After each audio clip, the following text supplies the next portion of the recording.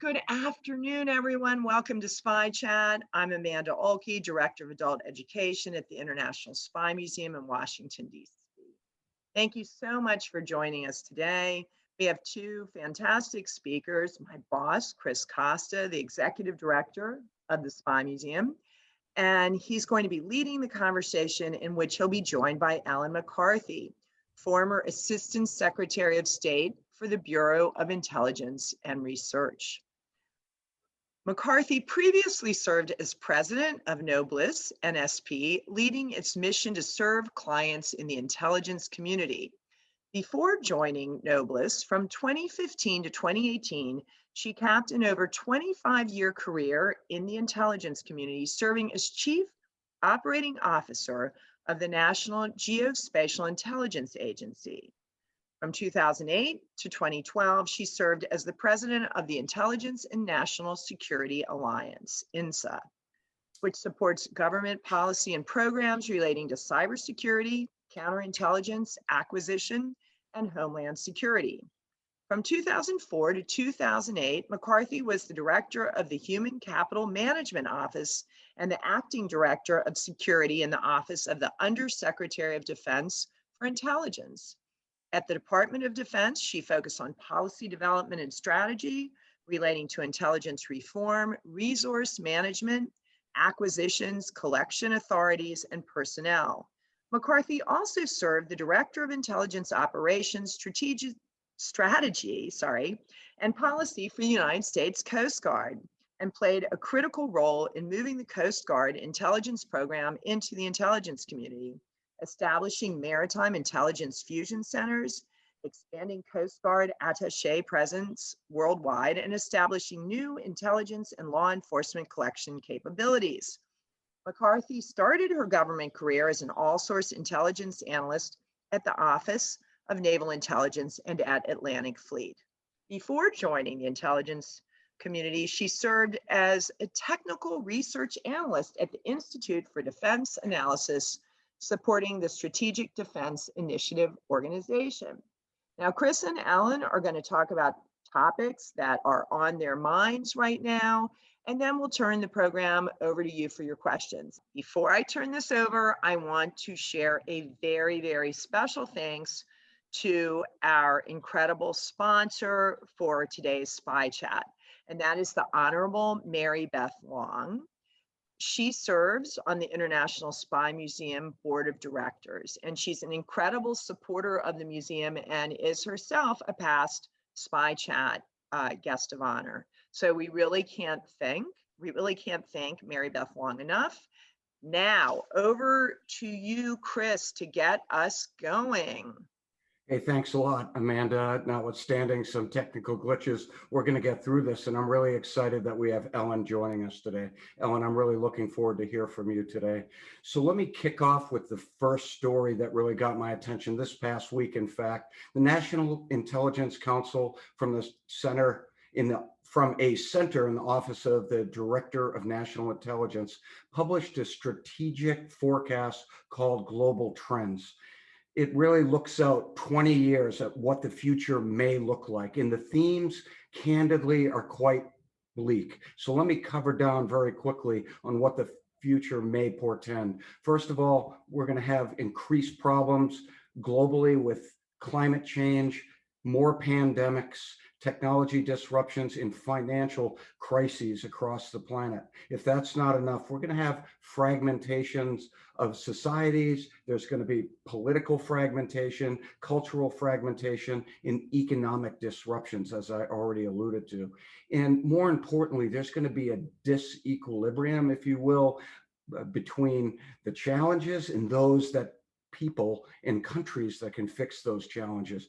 In other words, it's going to be an uneven response across the globe. And there's going to be rising tensions. There's possibility for increase in political violence across the planet. So that said, the countries that are going to do best in this environment are those nations that can adapt to these changing circumstances. Now, on a high end, on a more positive note, there is the possibility, looking out 20 years, that there may be a renaissance, if you will, of democratization across the world. In other words, nations will be tired of authoritarian leadership that cannot take care of their populations. On the low end, however, there could also be an increased amount of political violence and revolutions. So you pick the scenario you would prefer. What's important to note is these are the challenges we're going to be dealing with in the next 20 years, according to our office, as I said, the Director of National Intelligence, who does an excellent job of using intelligence collection and analysis tools to look out and try to look at the future and portend what that will bring us. So the next article, completely different, has to do with Facebook uncovering Chinese espionage. Hackers from China, probably state-sponsored, are going after ethnic Uyghurs, meaning Muslims, a minority that is oppressed to this day by China, in fact, practicing genocide and putting many of these individuals in relocation camps in China. It's a problem. And Facebook has flagged approximately 500 individuals were being spied on by these Chinese hackers. So that's an important story in light of the increased tension between the United States and China. And I should digress for a second and say the state-sponsored or the state threat that the United States is most concerned with 20 years from now will be a empowered China. That is going to be the United States main competitor 20 years from now. And as we continue to put pressure on China, many of these frictions will continue to come to the surface, which is also related to the next story. And this is an espionage story, in quotes. Two Michaels from Canada, they're known as the two Michaels, former businessmen. One of them was a diplomat in Canada. They've both been rolled up and arrested in 2018. They've been incarcerated, and in many cases, they've been isolated for the last couple of years. They have both gone on trial recently in China, a closed hearing, of course, and they're facing espionage charges. The diplomatic community, the Western diplomatic community, is incensed by this, and certainly the Canadians are as well, because these are trumped up charges, it seems, and at the same time, it looks a lot like hostage diplomacy. They face up to 20 years in prison for espionage. And by the way, this is a result of pressure being placed on some Chinese citizens who have been arrested in Canada. One in particular was from Huawei, an executive that is facing extradition of the United States. We've talked about this before, but really it underscores what China does regarding using its legal system to essentially take political hostages. All right, really easy story to talk about. It's just a classic case of espionage, and it took place in Bulgaria. And what it was is essentially a network of 6 Bulgarians, former military intelligence officers and other high-ranking individuals that were committing espionage, stealing secrets. And of course, Bulgaria is a NATO member. These individuals were recruited by the Russian Federation. It seems that a former Bulgarian intelligence officer at one point went to train in Russia, and he must have been approached by Russian Federation intelligence services. He was subsequently recruited and handled by Russia, sent back to Bulgaria, and eventually he was rolled up when it was demonstrated that he was committing espionage. Now, what's important to note is last year, 5 GRU officers, military intelligence officers from Russia, were sent home back to Russia, persona non grata, for committing espionage operations as well. It's unclear to me how much they were involved with that particular network, but it's an interesting story to follow. To shift gears a little bit, let's talk briefly about a story that got my attention that I've been tracking off and on in the media since 2018. CIA has reportedly put drones and opened a drone base in Niger in the Western Sahara to provide surveillance on the growing exponential growth of ISIS affiliates in Al-Qaeda affiliates on the ground in Africa. It continues to be a problem in the Sahel. If you remember, the Sahel countries go from Senegal on the Atlantic coast, Mauritania, all the way to the other side of Africa in the Sudan. And even Africa Command, US Africa Command, is very concerned that they cannot continue to pressure this network. What they can do at best is really contain it. And you might remember that the French military and their special operations forces have been on the ground for some time, approximately 5,000, trying to put pressure on these ISIS and Al-Qaeda affiliated networks. So that's a story to pay attention to. Another ISIS story, which is fascinating, broke out in the Washington Post in the last week or so. It's about an Iraqi detainee that reportedly was very cooperative to US military and intelligence forces circa 2008. The individual was cooperative and provided actionable intelligence on other ISIS operators while he was cooperating with US intelligence services. The United States was conducting some drone strikes on some of these Western affiliated ISIS actors. It seems, and this is the punchline of the story, that the individual, his nom de guerre is Hashimi al-Quraishi. That is his what he is known by, and he is currently the current leader of the Islamic State. So think about that. He cooperated with US intelligence services, and I think that is widely known in jihadist circles. So we'll see what his longevity is, but he cooperated, as I said, during interrogations around 2007 and 2008. All right, two other stories related to ISIS and detentions. One story really got my attention and had to do with Yazidis. The Yazidis are an ethnic group from northern Iraq. You may recall that ISIS killed many Yazidis, and many of their bodies have not been recovered, and women were enslaved by ISIS and brought back to the caliphate. Many of them were forcibly raped and ended up having babies. Those babies were separated from the mothers when they went back to the Yazidi communities in the last couple of years. So recently, and apparently, as reported by the New York Times, the Yazidi women, some of them, about 9 or 10 of them, were reunited with their children.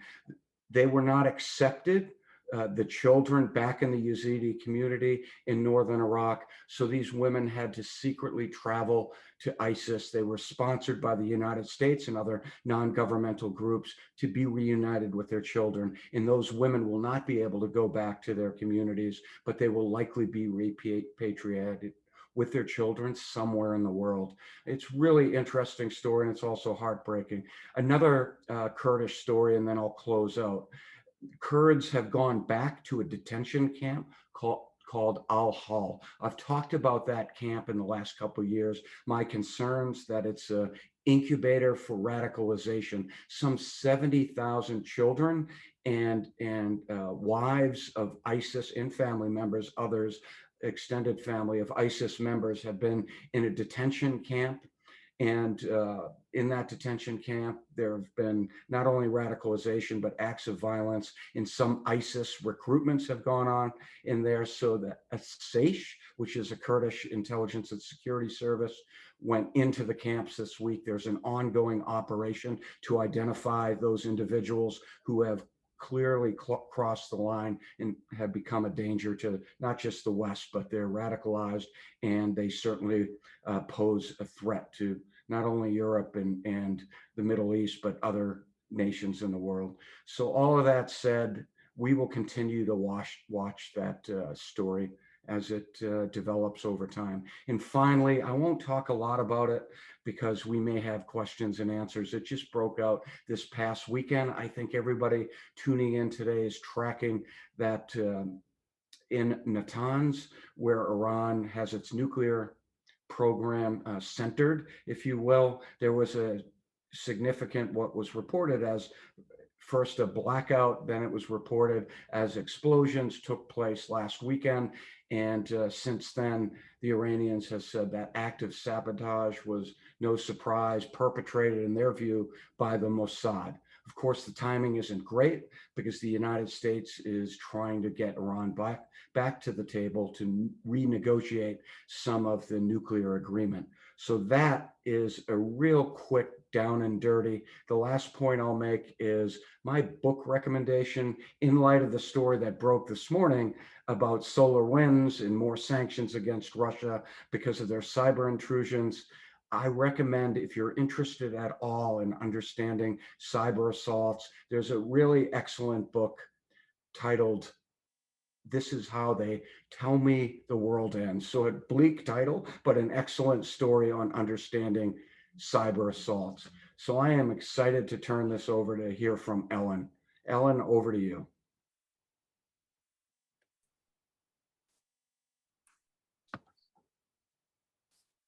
Chris, remind me never to follow you again. But thank you for having me here today, Spy Museum. I'll tell you, this was really fun. It sort of reminded me of the good old days putting together intelligence briefings. So getting to pick the topics that sort of resonated with you, or in this case, me. And so the first one I picked was early in March, the White House released the Interim National Security Strategic Guidance. And the reason I picked this as the first topic to talk about is because I know my colleagues across the IC are waiting to see what this national security strategy will be. We should see that in roughly June, because that's how we align all of our resources, our national intelligence priorities, our collection priorities. So I know we're waiting to see what changes President Biden will implement. And we got a good glimpse of that in this interim guidance. It really, I thought what was most interesting about it was it does not call out specifically the words great power competition. Now, the strategy certainly recognizes that China and Russia and Iran and North Korea and violent extremism are still very important. But it also highlights that there's areas we need to continue to put some focus in the Western Hemisphere, in the Middle East, and Africa. And it also calls out some non-regional issues that we're going to have to put some focus on, especially climate change, digital threats, international economics, disruption, humanitarian issues, and WMD. The strategy also says it's going to go way beyond defense. It's going to include economic security, environmental security, health security, and cyber. And it will absolutely reinstate our commitment to alliances and to international organizations. This is really what sets the United States apart. So we will reinstate our commitment to the United Nations and to NATO and to the World Health Organization. And it also highlights that this will be a whole of government approach, that it's not just the federal government, but it means working and partnering closely with local governments and the private sector. It looks like the strategy is going to highlight that the military will be used as a last resort, as a lever for national security. It's going to prioritize diplomacy. In fact, I understand that there's a bill being worked on the Hill right now that may add as many as 1,200 foreign service officers to the Department of State. Of course, that's something as a former Assistant Secretary of State at INR, I'm very happy to see that. Also, during my time at INR, we built a strategy that called for more investment in intelligence support to diplomacy. So I hope that's what this strategy means. Of course, there's still a lot of questions. There was nothing in the interim guidance about how we're going to get there or what are the mechanisms to get there. What is the organizational construct there? But I'm anxious to see what comes out in June. So I thought that would be a good place to start today. And with that, given that we're looking beyond Russia and China, an article that caught my attention actually came out in the end of March, and it was that UN experts were alarmed by Russian mercenary abuses in the Central African Republic. So these abuses are not great. I mean, it's forced detentions, it's torture, it's civilian attacks on humanitarian workers, it's moving civilians.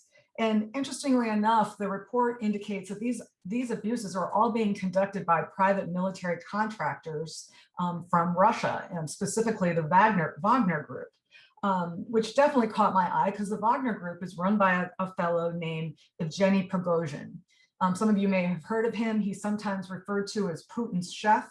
He actually met President Putin when he owned restaurants and catering companies which served President Putin. And of course, since then, he's added many companies to his repertoire. None of them are very good. Russia denies that this relationship even exists, mostly because it's illegal in Russia. But Prigozhin is just not a very good guy. Right now, he's being indicted in the United States for his involvement in interfering with our 2016 elections and our 2018 midterm elections. And he's also being looked at across the country for his operations in Syria and in Ukraine. But this one caught my eye. And for those of you who may not be familiar with the Central African Republic, it's one of the poorest countries in the world. There's roughly 675,000 known refugees right now. Roughly 1 out of every 4 Central Africans is displaced. And the government has been in turmoil since 2013, but it's especially been in turmoil since the president, Tudera, was reelected this past December. And it's interesting, that election almost certainly was not exactly fair because only about half the population could even get to the vote to vote because they were being attacked by armed groups. But the government forces are being reinforced by the United Nations, of which Russia and Rwandan forces are participating with those UN forces. And now adding in these PMZs, the Wagner Group, it makes it all the more complicated and very ugly, because while they look like Russian military or any other military member, they operate above the law. There really is no accountability. They can do these things and nobody can really connect with them. And so, you know, that leads to some questions for our own department, who may be working, the Department of Defense, who may be working with the UN. It also questions their intentions in Africa. Is it to support the UN, or do they have their own plans? We know for a fact that Russia is very involved in Africa right now as it tries to spread its influence, mostly for economic reasons.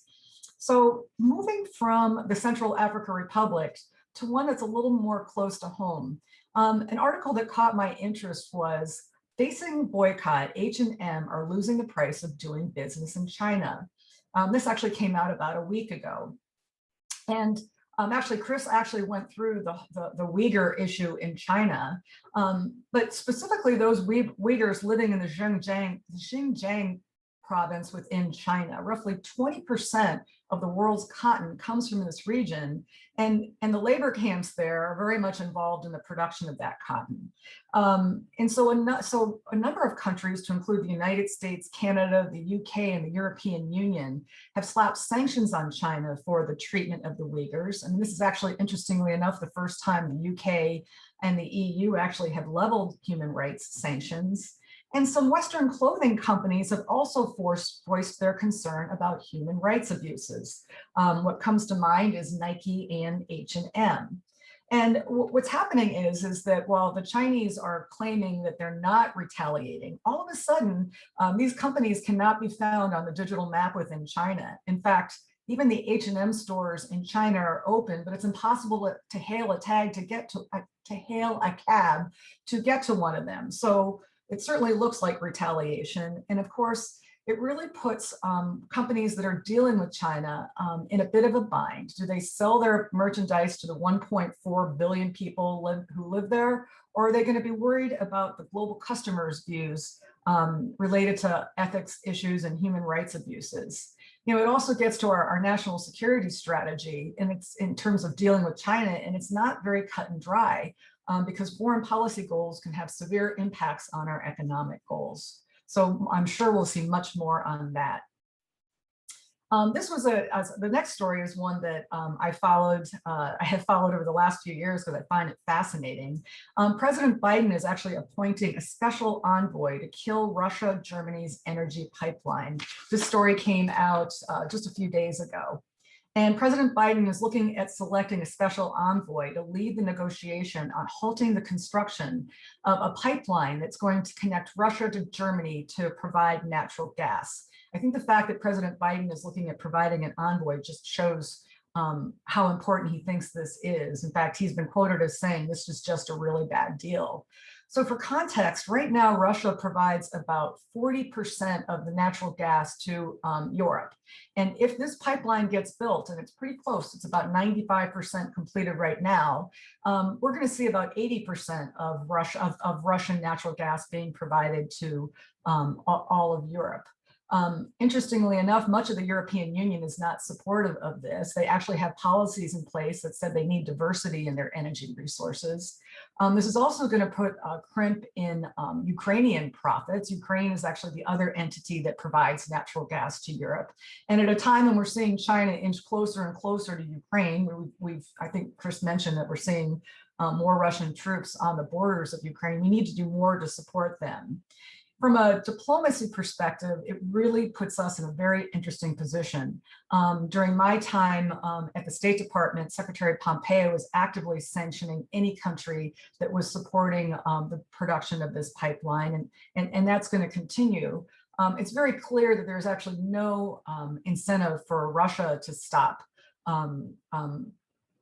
constructing this pipeline. It's a boon for President Putin, who we know is very much involved in this, both economically and politically. And really, it's about how do we negotiate with Germany, our very close ally, on this. I think our strategy will be that we're going to hold off until after presidential elections in Germany, which actually should be in late September. But I think the Europeans will be very hard to live with this concept of Russian infrastructure just sort of being built right into the middle of their area of concern. So I think we'll have to follow that more closely. Another issue that I tend to cover, and one I thought I would talk a little bit more today, is that the World Health Organization released their report on COVID. We've all been watching this with bated breath, although I don't think we were very surprised by what came out of this. Essentially, the report says that transmission came from bats to humans, which is the most likely scenario.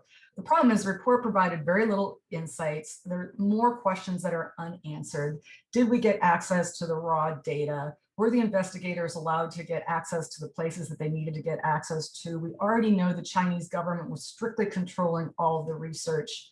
In fact, yesterday, as Chris mentioned, DNI went to the Hill and spoke to Congress about the current threats. This is something that the DNI and the Intel community does every year, and pretty much reiterated that we still just don't know where, when, or how this virus originated. Where did it begin? Was it with infected animals, or did it begin as a lab accident?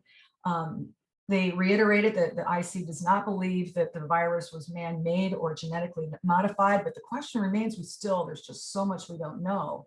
The reason this is really important is as the NIC Global Trends report reported just last week, pandemics are going to be something we're going to be dealing with looking into the future. And so it's just critically important that we understand how COVID originated, so we're better prepared to deal with what's coming down the line. So I'm sure we'll see more on that. The next article is one that was sort of near and dear to my heart as an old Soviet submarine analyst at Naval Intelligence. Back in late March, I saw a report that 3 Russian ballistic missile submarines surfaced through the Arctic ice together. This is, a submarine submerging through the ice is not a particularly new concept. We certainly do it every year in Arctic exercises.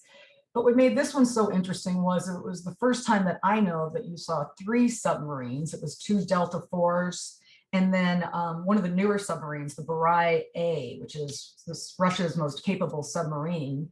And it was the timing of all this and the transparency of all this. The Russian Navy released some pretty specific imagery and were pretty open about what happened, more transparent than they usually are. And given the interest that we have and China has and US has with the Arctic region in general, this show of force was particularly telling.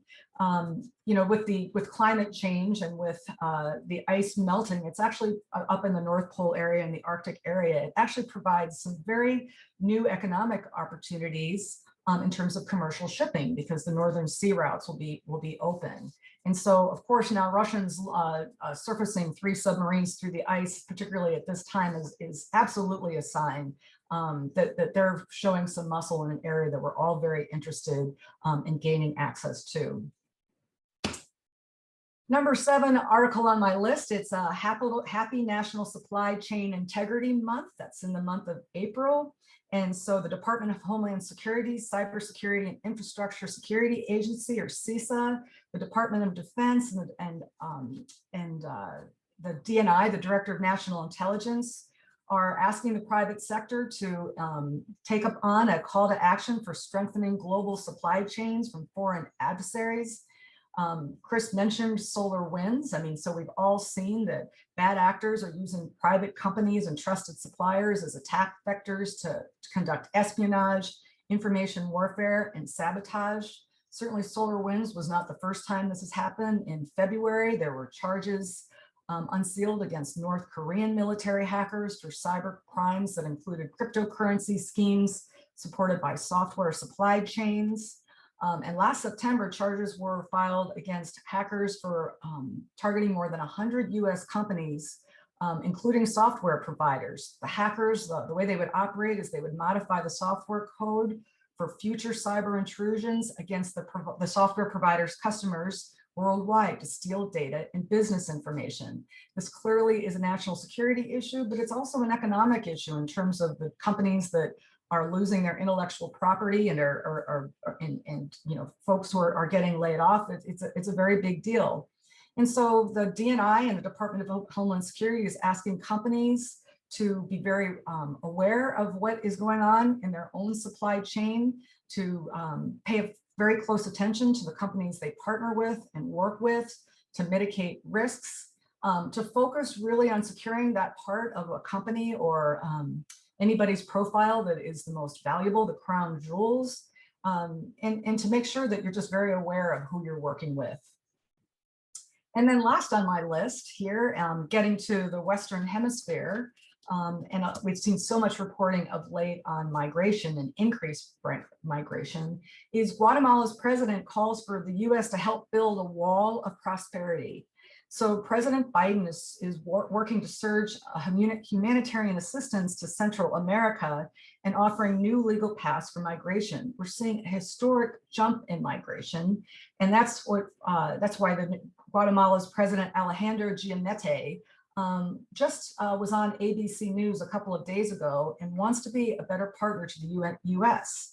He indicated that the US must work with his country and El Salvador and Honduras to build this wall of prosperity that encourages migrants to stay in their own countries and to increase cooperation with the United States on tracking and law enforcement, especially of the human smugglers. Now, this spike in migration is due to so many things. I mean, you've had COVID, you've had back-to-back hurricanes, there's just systemic issues like increase in corruption, drugs, and gang violence. And then what sort of didn't help was during the election season, President Biden actually indicated that part of his platform was going to be that he was going to boost investment in the region to roughly $4 billion. And while nothing has been presented to Congress yet, and that's certainly a great goal, the problem is that the countries and these smugglers use that message, morphed that message to pass to their folks, to their potential customers, to come to the United States now, see there's all this money. And so we've just seen this incredible spike. And he's telling folks, let's go. So what are we doing in the meantime? As I indicated, I think President Biden is still very much involved in studying this. USAID has launched a disaster assistance response team to help work the border. Of course, we know that Vice President Harris is leading the charge to come up with a long-term strategy. I know she's spoken with Mexican President Obrador. We're seeing the president has indicated a surge in humanitarian assistance, but I don't think that's actually equated to any increase in budget. And President Giamatti has said what we really need is a long-term investment and help from the US government to foster ties with the private sector and also increased cooperation. So I know we'll all be continuing to follow that, but it looks like Guatemala is on board. So Chris, with that, I think I went through my top 8. I think we're ready for questions. All right, I'm going to unmute. Can you hear me? I can hear you. Awesome. Let's see. Oh, and I'm back. Yay. All right, Circle we of have Zoom. such great questions. They were coming in as you were talking, so they're going to be a little bit scattershot. But relating back to Israel and the Mossad, one of our guests wants to know if you think that they are acting too aggressively against Iran's nuclear program, or do you think, I don't know if you'd want to say the actions are justified, but are they being too aggressive?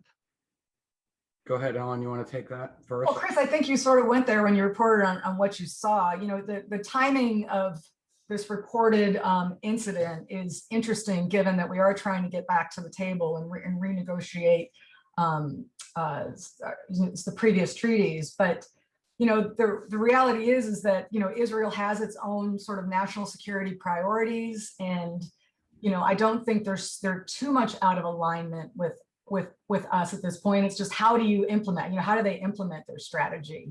And so I suspect that you're going to see very continued dialogue. In fact, President Biden has said in his strategy that he's remained committed to Israel and working with Israel and supporting that alliance. And so I think the lines of communication are open. They were very open during my time in the last administration. And so I think that's just going to be critically important to make sure that we achieve all of our goals there in a way that helps us get what we want. Yeah, I couldn't agree with Ellen anymore. I would add that I've spoken to two heads of Mossad, head of the Foreign Intelligence Service in Israel. And in the case of Israel, it's an existential threat. The capability of Iran potentially having a nuclear capability threatens the very existence of Israel. So when you're evaluating Israel's response, aggressive responses historically and currently, you have to monitor that through the lens of their concerns, right? Like any state, it's certainly in their national interest to continue to keep Iran in check. So that's how I would answer that question. What do you think is the likelihood of an emboldened ISIS and other threats with the troops removal on, you know, September 11th from Afghanistan? You know, Chris, I'll please jump in, but I'll tell you that I think that's something that the IC is going to continue to monitor very closely. Okay, just because you know, the war on terrorism is no longer a priority, it doesn't mean that it's not strategically important. And so, you know, I know for a fact that that will be a part of the president's strategy, that we will continue to monitor terrorism very closely, and we'll monitor this region very closely. I think the question is, what does withdrawal from Afghanistan mean? I think we tend to look at it from a military perspective, but the reality is that we have a very significant diplomatic footprint there, and we have lots of reporters there. We have a lot of, actually, the U.S. presence there is pretty significant. We have a pretty significant architecture. So the question is, what will that look like? What does that mean? How are we going to continue working with Afghanistan from a diplomatic perspective to make sure that we continue to understand what's going on? Yeah, and I would add that ISIS is a natural enemy of the Taliban. So there's going to be conflict between the two groups. And from an American standpoint, that's certainly a Western standpoint, that's not a bad thing whatsoever. That said, we're going to need a more robust intelligence capability, and we can't stay in Afghanistan forever. So at the end of the day, I was in favor of a condition-based withdrawal, but I said that in 2018.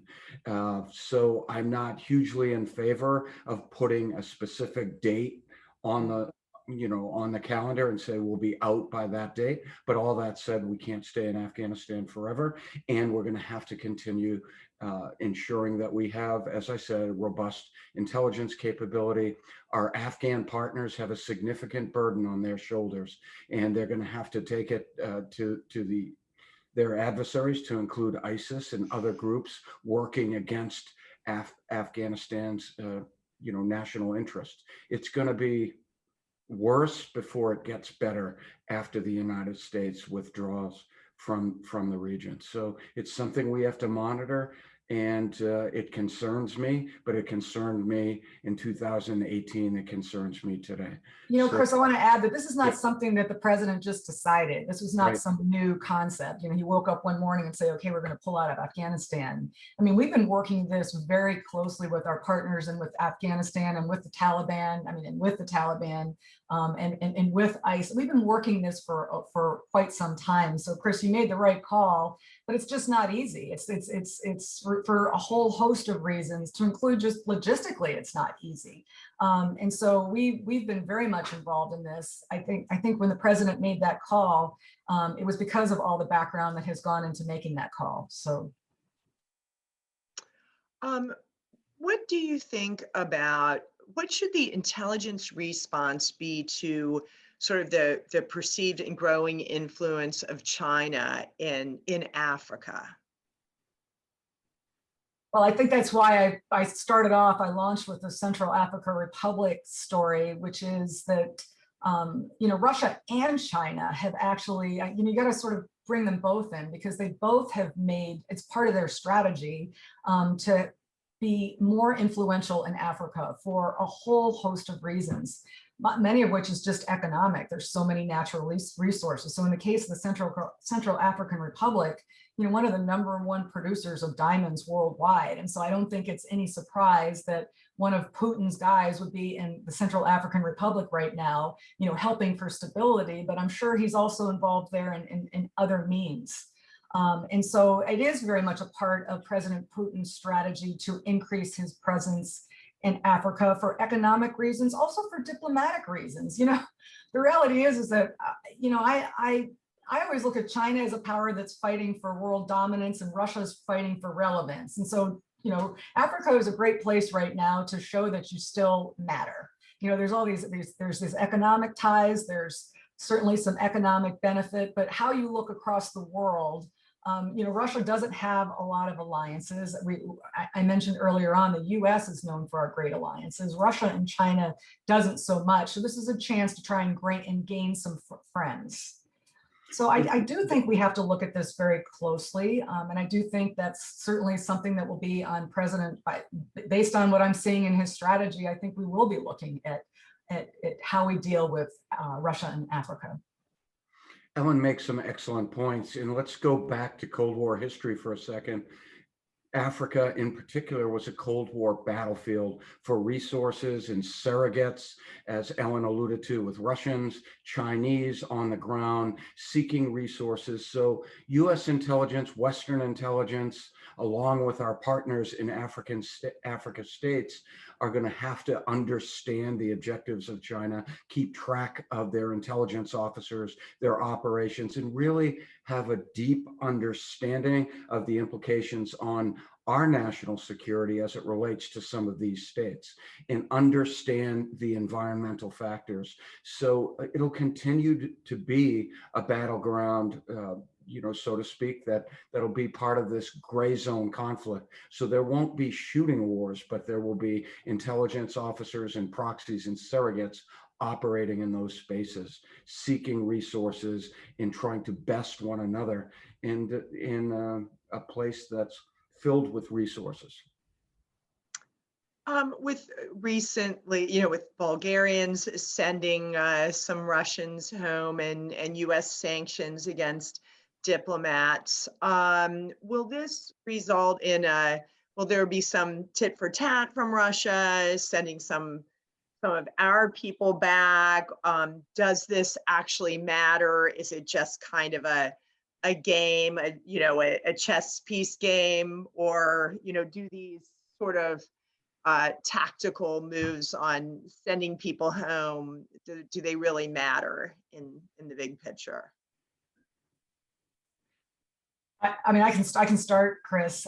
So yes, that very much is the way it works in diplomacy. If we send two, in fact, I think we're sending 10 Russians home. I think I just saw that this morning. And so we almost always will expect that there to be a tit for tat. It's not just a nothing thing, though. It is sending people home can be very disruptive to a country and to its mission in another country. So, sending, Russian diplomats home almost always impacts whatever Russia is trying to do in Bulgaria at that moment.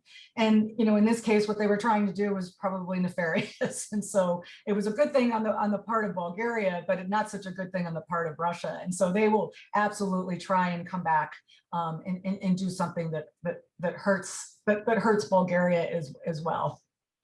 Yeah, and Bulgaria is a very interesting place in terms of how we deal with them. There's also an economic side to Bulgaria in terms of how we work with them in purchasing military equipment.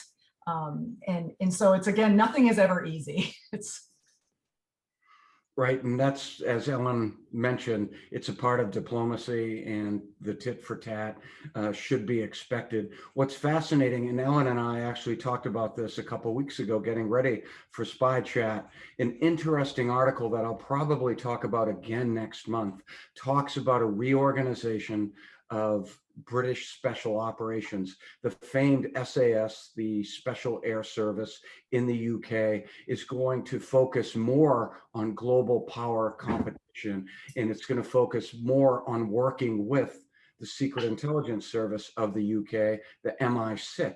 To do what? That's the question. Well, according to the reporting that I read in the Asian Times, they're going to try to identify GRU, military intelligence, where they're operating, provide surveillance. In other words, they're going to redouble their focus on understanding what Russia is doing globally, because Russia's intelligence services for the last few years, and we've talked about it on Spy Chat and many programs here at the Spy Museum, have engaged in assassinations. The Iranians have done the same thing in Europe. A bunch of Iranians were just sent packing out of Ethiopia, of all places, and another one in Sweden. We talked about that last week. So this is an aggressive Cold War plus, that we're moving into a new world. And that's why it's so fascinating to hear from Ellen talking about the interim strategic guidance, because we're all anxious to see what that's going to look like. But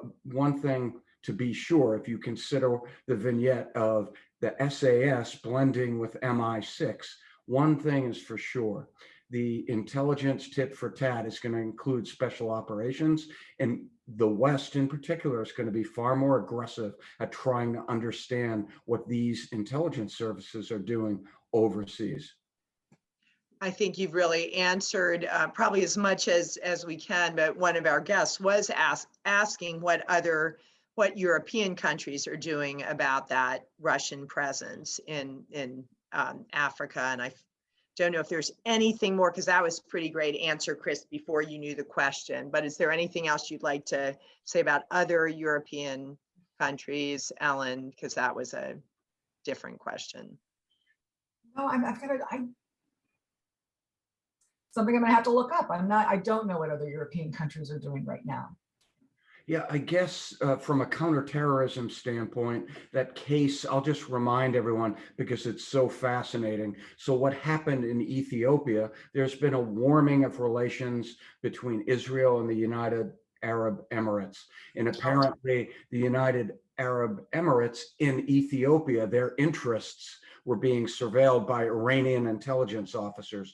And it's believed that Western intelligence services, perhaps European services, were involved with the disruption of that activity. So you have Ethiopians, you likely had Americans, I'm just guessing, you had Mossad involved, and of all countries, you had Sweden and their intelligence and security services involved. And that's how we knew that Iran was involved with this, because an Iranian in Sweden was, I think he was sent out of the country. So he might have had diplomatic immunity, but it just underscores these networks, and the Western intelligence and security services are going to cooperate on these kinds of activities.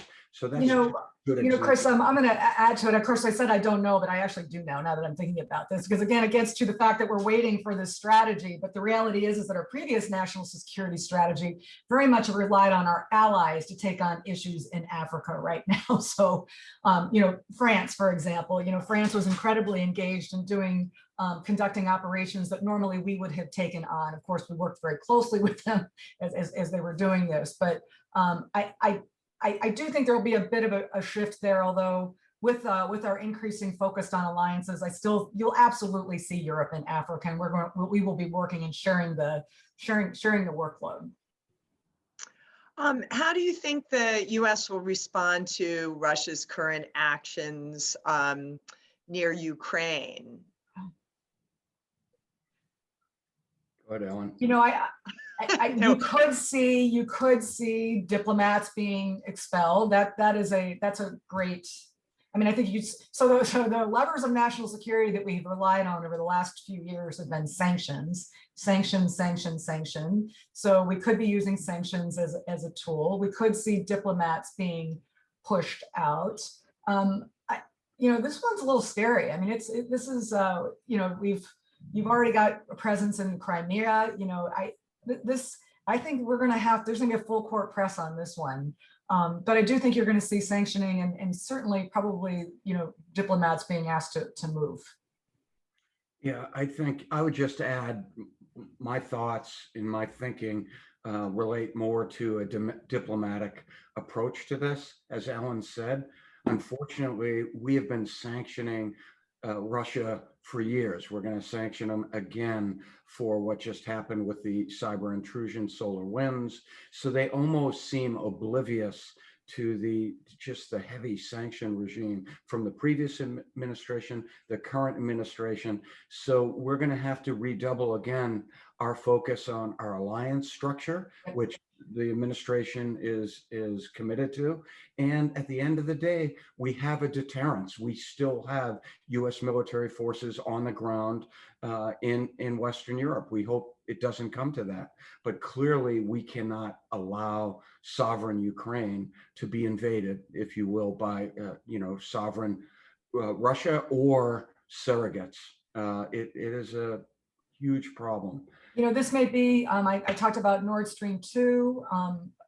President Merkel has been very lukewarm on actually canceling Nord Stream 2, especially with it 95% built. But I will tell you that maybe this is the thing that we could get more engagement on part of the allies, especially Germany. So that would be one diplomatic option that Russia would not like. So. Is there anything that the Biden administration can do about Navalny, who seems to be being poisoned? Yeah, I'll just jump in there and say again, this is going to be, first of all, we have a very, I think Ellen will agree, we have a very capable ambassador in place that will stay in place, Ambassador Sullivan. I liked him. I worked with him. Yeah. He's terrific. So I think, again, our greatest tool is diplomacy, putting pressure on Russia's behavior. It's inimical to our Western values. We have to continue to put pressure on not just the United States. This is a problem for the world community, the diplomatic community. We can't watch citizens that are regardless of where they're from, standing up for their individual rights and being spokesmen for an opposition party slowly die before us. So it's a problem. I have a lot of faith in Sullivan and the U.S.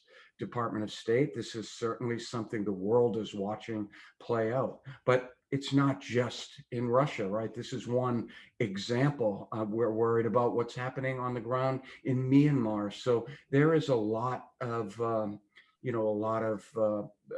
regimes that are working inimical to Western values, certainly. So I'm hoping that diplomacy from the world will put pressure on Russia and I think what your these questions are all fabulous questions, because I think they're highlighting this bigger issue right now, especially as it relates to Russia, which is it's not like the Cold War where it's mutually just assured destruction and we've got nuclear weapons pointed at one another. It's operations in the gray zone, and I'm sure you've talked about this before. It's all these little things that are going on right now that don't exactly raise itself to the point of another world war, but it's enough that it's causing us, it's very frenetic. It's all over the place. So it's Navalny, and it's Bulgaria, and it's misinformation, and it's Russia, and it's all these little things. It's death by a million mosquito bites. And so, we really have to get our head around this. How are we going to do this? Right. And what about China and Taiwan? That is another big mosquito bite that's in our Q&A. Are they going to, how intense is that confrontation? Is that going to go full military? Well, I'll just jump in there and say, as a student at the Naval War College, very, very focused on that theater, right? Because it would have been very Navy-centric, US Navy-centric. There was conventional wisdom years ago that, countries that are so inextricably tied because of markets won't fight each other. I'm not so sure now. We are emerging as not a near peer, but we're establishing sort of a parity with China. So does that mean 20, 30 years from now that we could be engaged with China? Certainly, we can't take that off the table. China is extremely aggressive, and their red line is the Taiwan Straits and how the United States handles that. So clearly, there can be miscalculations. I don't know about Ellen, but that's what I worry about, miscalculations. And it's happened historically. I mean, that's how World War I happened, complete miscalculations and an inability to stand down. Barbara Tuchman wrote a classic book about that. So I just think we have to tread very carefully. At the same time, we cannot focus our over-reliance on military strength. We have to continue to work not just diplomatic, but also information, as well as our economic levers. But these are some tough problems. In light of the Global Trend Report, all of this is exacerbated by all of those things that I believe brilliant analysts laid out in a grim forecast for the next 20 years of an increased pandemics, and global disruptions, not to mention significant migration patterns due to climate change. So all of this just makes a more complicated world. But I think Ellen's got some solutions. Yeah, I agree with you. And on that report, by the way, it's never been particularly happy reading, but this report in particular is like, it is, I mean, from somebody who's been reading it every 4 years for the last 30, it's pretty frightening.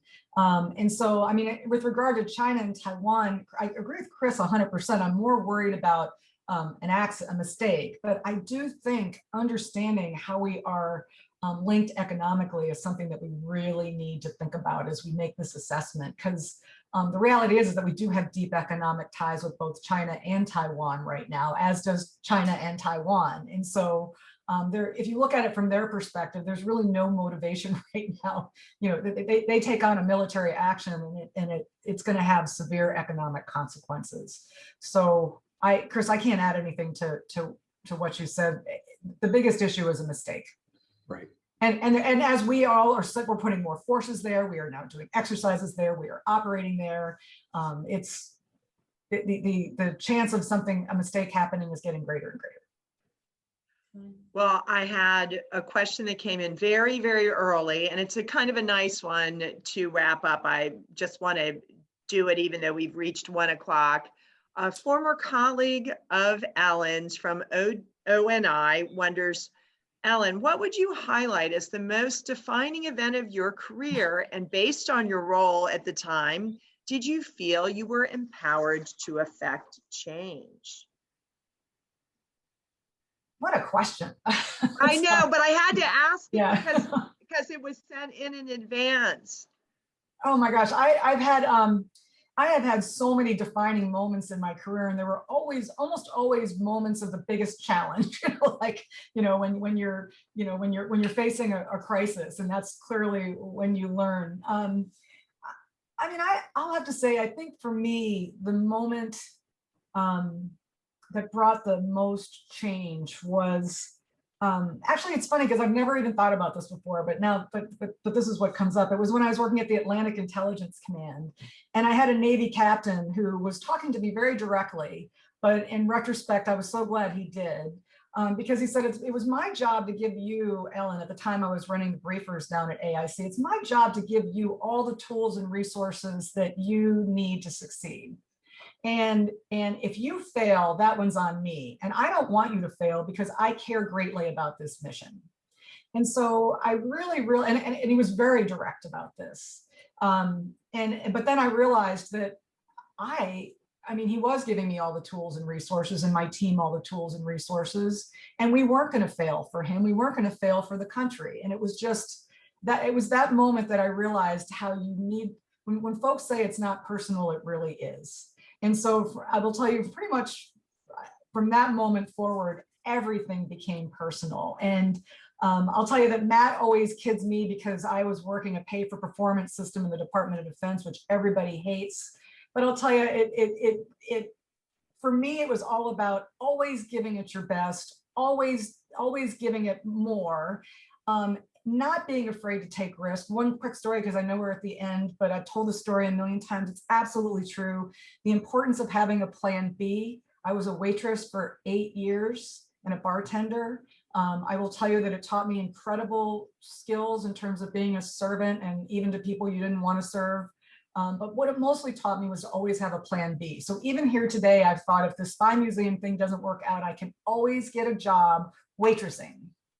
And that meant that throughout the course of my career, I was always willing to try new things and take on a little bit of risk because there was always a plan B, you know, and because I had incredible Navy captains who gave me incredible mentoring and guidance to say, this one is on me, and it's not going to be on me because I care about this mission. So thank you.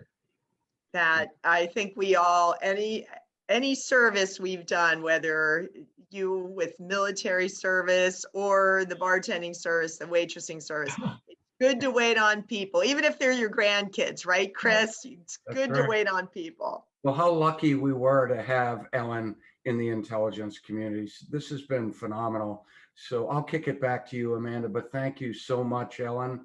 And thanks to our sponsor, the Honorable Mary Beth Long, and to our incredible spy team who were up really super late on another program last night. It never stops. So please tell your friends about this program. We love to do it. We love to be here for you all. We really appreciate Mary Beth Long. Her support is amazing. Thank you, Chris and Ellen. I'm sorry we didn't get to all the questions. We'll try to share them with Chris and Ellen. They were really meaty, really good questions.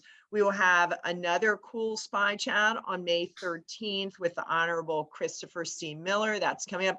We also have a lot of interesting May programs coming up. Check them out on our website. And if you're feeling generous and frisky, we would love to have some contributions from you in our Mission Resilience campaign. That is how we are managing to offer these programs for free. And we love doing them.